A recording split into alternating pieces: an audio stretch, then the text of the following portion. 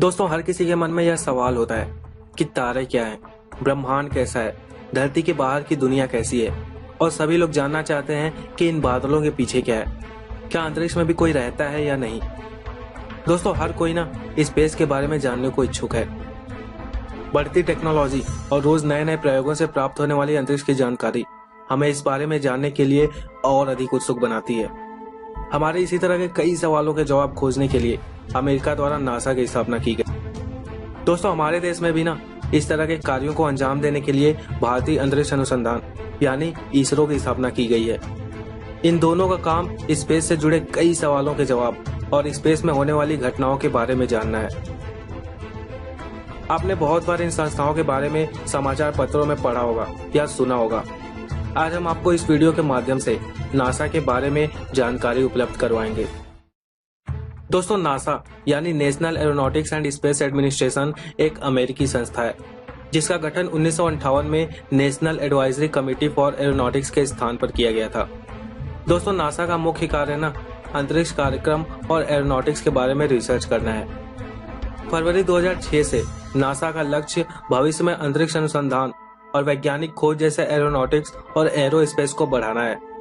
14 सितंबर 2011 को नासा ने घोषणा की है कि उन्होंने एक नए स्पेस डिजाइन सिस्टम का चुनाव किया है जिससे अंतरिक्ष यात्री स्पेस में और अधिक दूरी तक सफर करने में सक्षम हो जाएंगे। दोस्तों, नासा की स्थापना के बाद अमेरिका में अंतरिक्ष की ज्यादातर खोज ना नासा के ही नेतृत्व में हुई है, जिसके अंतर्गत अपोलो यान का चांद पर उतरना, स्काई लैब स्टेशन और स्पेस शटल जैसे बहुत से बड़े बड़े कार्य शामिल हैं। क्या आपको पता है कि वर्तमान समय में नासा के चेयरमैन जिम ब्रांडस्टाइन हैं? वर्तमान में नासा इंटरनेशनल स्पेस स्टेशन को समर्थन दे रहा है।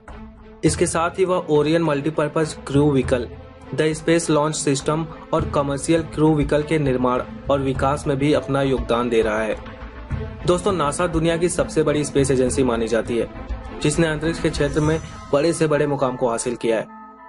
फिर भले ही वो चंद्रमा पर जाने की बात हो या मंगल पर, नासा ने अंतरिक्ष के बड़े से बड़े ग्रहों और उपग्रहों पर जाकर अपना परचम लहराया है। जानकारों का कहना है कि नासा की स्थापना का विचार यूनाइटेड स्टेट को स्पेस के क्षेत्र में मिली लगातार सफलता से आया।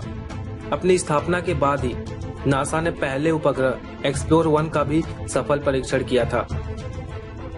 दोस्तों, नासा की स्थापना अमेरिका के राष्ट्रपति डी आइजनहावर द्वारा सन 1958 में की गई थी। इसका मुख्यालय वॉशिंगटन डीसी में है, जिसमें लगभग 18,000 कर्मचारी तथा वैज्ञानिक काम करते हैं। तथा आपको यह जानकर हैरानी होगी और साथ ही गर्व भी होगा कि नासा में कार्य करने वाले लगभग 36% नासा के वैज्ञानिक भारतीय हैं या भारतीय मूल से संबंधित हैं। दोस्तों, नासा की स्थापना से पहले यूनाइटेड स्टेट ऑफ अमेरिका में होने वाले सभी अंतरिक्ष कार्यक्रम को national advisory committee for aeronautics यानी NSCA द्वारा संचालित किया जाता था। नासा की स्थापना के बाद NSCA को बंद करके NASA में शामिल कर दिया गया। दोस्तों, जैसा कि हम आपको बता चुके हैं कि नासा रोजाना अंतरिक्ष से संबंधित नए नए एक्सपेरिमेंट्स और रिसर्च को अंजाम देता है। नासा की स्थापना से आज तक नासा ने बहुत से बड़े बड़े एक्सपेरिमेंट्स को अंजाम दिया है जिनके बारे में दुनिया ने कभी सोचा भी नहीं था। उन असंभव कामों को नासा ने संभव कर दिखाया है। दोस्तों, अभी मैं आपको नासा द्वारा किए गए कुछ ऐसे मिशंस और एक्सपेरिमेंट्स के बारे में बताऊंगा ना कि आप सुनकर दंग रह जाएंगे। पायनियर 10 और पायनियर 11 बृहस्पति और शनि की यात्रा करने वाले पहले अंतरिक्ष यान थे, जिसे 1972 और 1973 में लॉन्च किया गया था। पायनियर 10 सोलर सिस्टम के एस्ट्रॉयड बेल्ट और मंगल तथा बृहस्पति के बीच की चट्टानों की यात्रा करने वाला पहला मिशन था। दोस्तों, इसके लॉन्च के लगभग 1.5 साल बाद ना इस अंतरिक्ष यान ने बृहस्पति ग्रह का पहला फ्लाई बाय बनाया। इसने ग्रेट रेड स्पॉट की भी आश्चर्यजनक तस्वीरें ली। पायनियर 10 की लॉन्च के लगभग 1 साल बाद पायनियर 11 ने बृहस्पति से ही उड़ान भरी और यह शनि पर चला गया, जहां इसने ग्रह के चारों ओर पहले से अज्ञात छोटे चंद्रमाओं की खोज की। अब इन दोनों ने डेटा भेजना बंद कर दिया है तथा यह अपने सोलर सिस्टम से परे अंतरिक्ष में यात्रा कर रहे हैं। दोस्तों, सन 2001 में नासा द्वारा लॉन्च किया गया WMAP यानी विल्किंसन माइक्रोवेव एनिसोट्रॉपी प्रोब भले ही ज्यादा प्रसिद्ध नहीं है, लेकिन यह बिग बैंग से छोड़े गए विकिरण के तापमान को मेजर करता है। इसने कॉस्मिक माइक्रोवेव बैकग्राउंड रेडिएशन में उतार चढ़ाव को मैप करके मनुष्य को ब्रह्मांड की प्रकृति और उत्पत्ति के बारे में जानकारी हासिल करने में काफी मदद की है। दोस्तों, अन्य खुलासों के अनुसार WMAP के डेटा ने ब्रह्मांड की उम्र लगभग 13.7 बिलियन वर्ष बताई है और इस बात की भी पुष्टि की है कि ब्रह्मांड का लगभग 95% हिस्सा डार्क मैटर और डार्क एनर्जी जैसी चीजों से बना है। पायनियर के कुछ समय बाद नासा ने वॉयेजर 1 और वॉयेजर 2 मिशन को लॉन्च किया। इन्होंने बृहस्पति और शनि के बारे में कई महत्वपूर्ण खोज की। वॉयेजर ने यूरेनस के लिए भी दुनिया की सबसे पहली उड़ान भरी। इसने वहां पर 10 नए चंद्रमाओं की खोज की और नेपच्यून की भी जानकारियां एकत्रित की, जहां यह पाया गया कि नेपच्यून वास्तव में एस्ट्रोनॉमर्स द्वारा लगाए गए अनुमान की तुलना में बहुत ही कम वजन का है। दोस्तों, दोनों वॉयेजर यान में कम से कम 2025 तक रेडियो सिग्नल प्रसारित करने की पर्याप्त शक्ति है और अब यह हमारे सोलर सिस्टम को छोड़कर इंटरस्टेलर स्पेस में दाखिल हो चुके हैं। वॉयेजर 2 वर्तमान में पृथ्वी से सबसे दूर जाने वाला मानव निर्मित यान है, जो वर्तमान में पृथ्वी से सूर्य की दूरी के 100 गुना से भी अधिक दूरी पर है। दोस्तों, इसके बाद नासा ने हबल टेलीस्कोप को लॉन्च किया। नासा के सभी अंतरिक्ष यानों में हबल स्पेस टेलीस्कोप को दुनिया भर में सबसे अधिक ख्याति और मान्यता प्राप्त है। इसकी तस्वीरों ने हर रोज लोगों को ब्रह्मांड को और अधिक जानने के लिए विवश कर दिया है।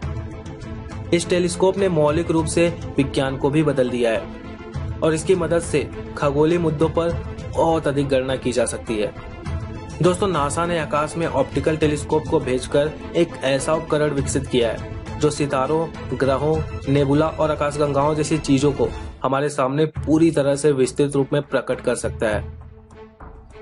दोस्तों, इन सारे मिशन को अंजाम देने के बाद नासा ने मंगल ग्रह पर स्पिरिट और अपॉर्चुनिटी जैसे कई सारे रोवर्स और यान भेजे।